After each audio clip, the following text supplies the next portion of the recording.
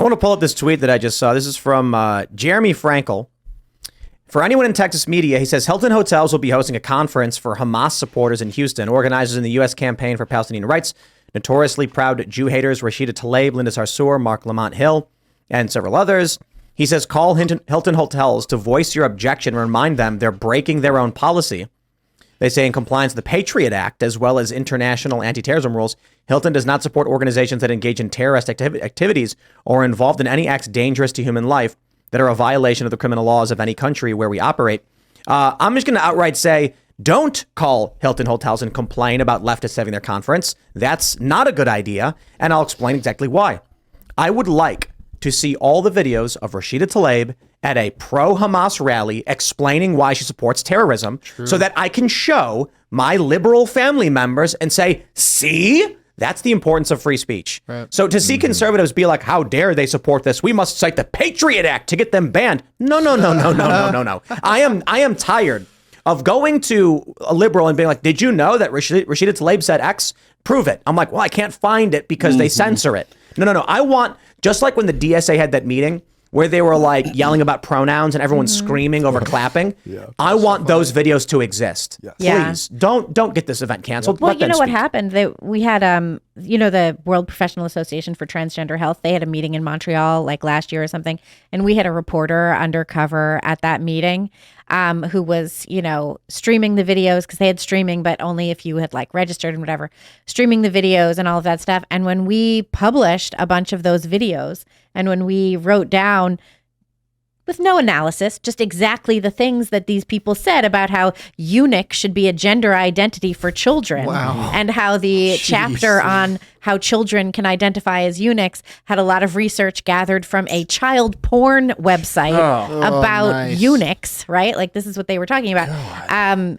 The people who we quoted, who gave their talk at WPATH with pride and joy and inclusivity, they came after us with a legal letter saying, like, you can't write down and publish what we said. And we're like, but you said it, though. This is why Libs of TikTok gets in trouble. You did say it, and we're going to publish it. You're just showing what they said. They hate themselves, though. Yes. Because it's all a projection. Yeah, exactly. Not to make light of any of this, but you mentioning Patriot Act, and do you think somebody like wrote into the Patriot Act, like, why don't we ban terrorism conferences? Like, but what if the terrorists try to have conferences? But the idea that having a conference in support of Palestine, because they're not saying literally Hamas, right? But we know it kind of is. But like either way, a group of people gathering at a hotel for a conference is a First Amendment protected activity. That's the right to peaceable assembly. Now, saying that you want people to call the Hilton and get them banned is not government encroachment on speech.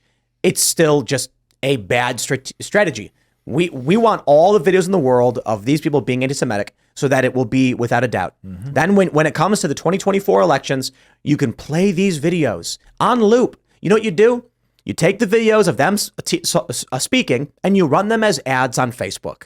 Then you're going to have your liberal aunt being like, what's this video of Rashida? Oh my, what? She's saying what? And you'll be like, oh, I didn't know she hated the Jews. Yeah. They'll say it was AI. Right. It wasn't really her. But then fine, make that the battle. The point is, let them say it. Yep. Yeah, I mean, think about the classic case, right? Remember, there was this Nazi organization, ACLU, defended them so they could have their march down the street. Skokie. And yeah, exactly. Skokie, Illinois. And Skokie, Illinois. And it was shocking for the American people. Shocking. And it's awful.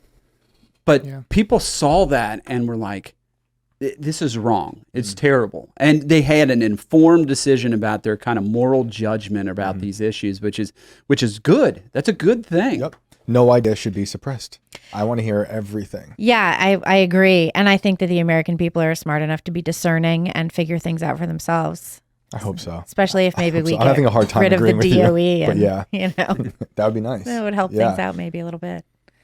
Yeah. I agree, though. I don't think that we should be suppressing speech. I think that people should gather. They have the right to gather and do that. And the other thing, too, is as soon as you start taking away people's rights, as they're enshrined in the Bill of Rights, then they start coming for yours. We had a situation recently, Andy No, who's with Post Millennial, he was giving a speech, he was giving a talk in Richmond, and a bunch of activists didn't want him to speak because he exposes activists for, being pretty awful.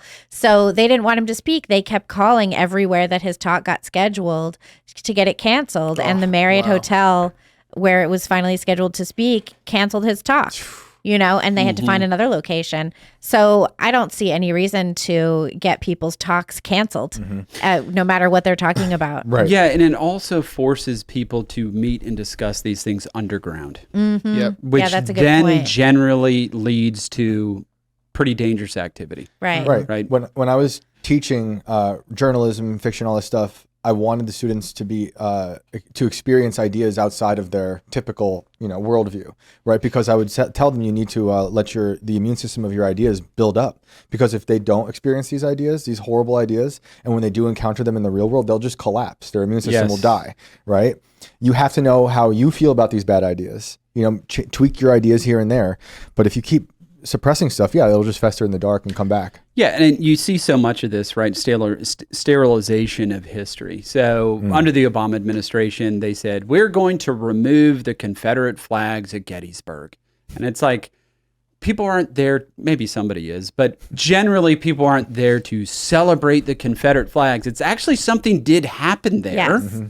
A historical event that literally set the course of this country. Yeah. Yep. It's kind of important for people to understand and know what took place there, right? And if you're not confronted with those ideas and what the Confederacy stood for and what it was doing and why this war happened and what it looked like, young people get confronted with this later in life, and it's, as you're saying, it falls away, that immunization that you said that they need to have. Yep. Well, because you need to know how to defend your ideas. You need to know how to argue the best points of your opposition just in order to, secure your own ideas and make your own arguments as cohesive as possible. Yes. Yeah. You don't know what you think until you start arguing with someone who disagrees with you or reading text that counters your view. You just don't know. Exactly. And look, if there's... For some people, the imagery of the Confederate flag, I'm sure, is highly offensive. Maybe it makes them feel terrible when they see it. It's not supposed to make you feel good, right? You're supposed to be confronted with these things so you know how to respond to it and form opinions about it and things like that. I mean, if you go down the rabbit hole of everything that offends me, then we have to take off the table, and everyone gets a vote on that, then what are you left with? Right. Not very much. No. Yep. No, history has been flattened. I grew up outside of West Point, the military academy. Yeah. And we have the shell of the atom bomb in the museum. And every summer we have like thousands of Japanese coming to visit the bomb, and they take pictures with it. And it's like they're going to witness something truly horrific, right? Right. And if you keep getting rid of these things, you won't feel it like the way you're talking about. When I walk battlefields and you like Antietam, and you're like 20,000 guys died there, you feel like this crazy history of violence that happened there, and that's pretty much everywhere in this country. It'd be like if you went to Normandy. Obviously, Germans died there. There is a section for them. My grandfather fought in World War II. He got shot in the face in Germany, and I'm sure there are gravestones that have swastikas on them. Right. Yeah. Now, I think we need to see that. Yeah. We need Sure. to know that happened, right? It's not that I don't support the swastika, Right.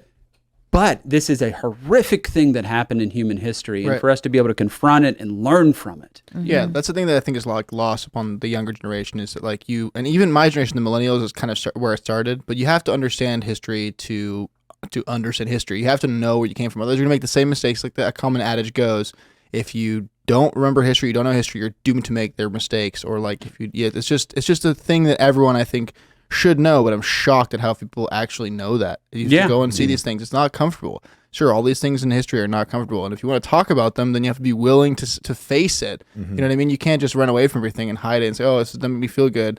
Too bad. Not everything makes you feel good. That's why a lot of people have like a very black and white view of history too. Yeah, like you look at the Civil War. It's a lot of gray area. Like you make understand Sherman as the hero for the total war, but if you really look at what Sherman did, there's a lot of crazy things he did. Pretty bad stuff. I consider him our first atom bomb. You know, the way he went true, down and like true. destroyed everything. And, you know, there were there were soldiers under him who massacred freed slaves because they were upset. They were following them while they were doing the trail, you know, the March of the Sea.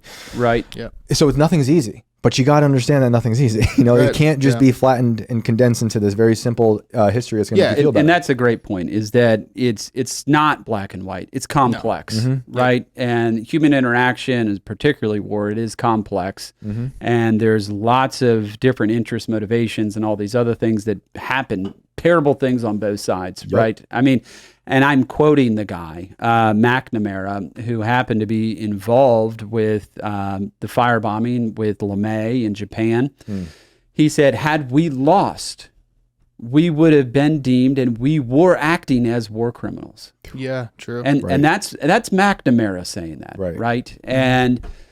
But it was a total war, right? Yep. They were trying to inflict total war on us, and we inflicted total war on them. And then same for Sherman. You know, Yes. he said war is hell. And like people, the idea of hell has been watered down, but legit hell. I saw a good quote. It said, war is not hell. War is war and hell is hell. Because in hell, everyone who's there is guilty. Everyone there deserves it. Yeah. And in war, everyone there is innocent. Yeah, exactly. Fair. Yeah. That is fair. So war is worse than hell in a lot of ways. Let's tell Sherman that. Let's dig up William Tecumseh. I mean, Sherman was kind of a bad guy. Oh, he was a miserable man.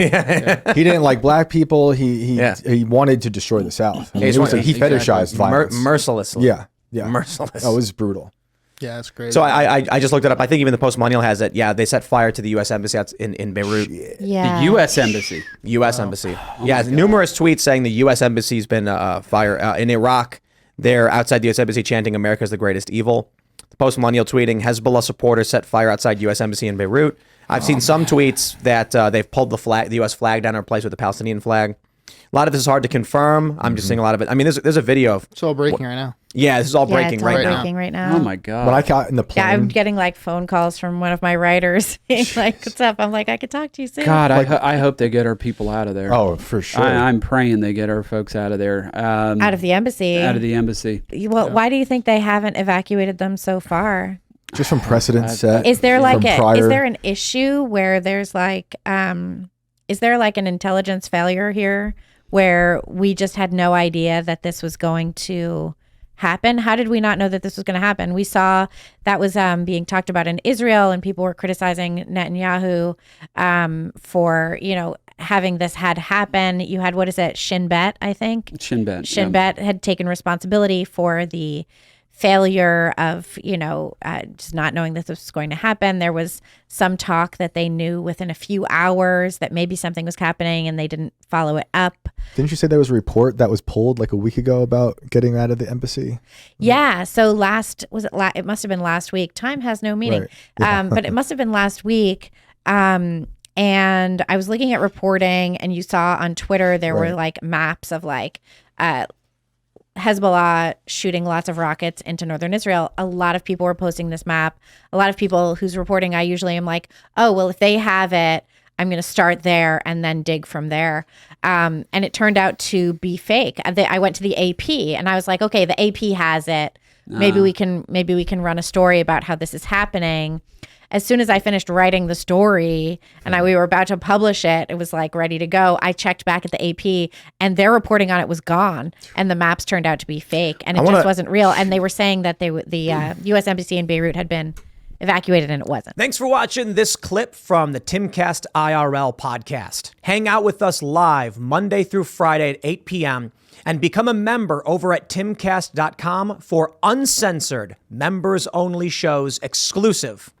Thanks for hanging out, and we'll see you all next time.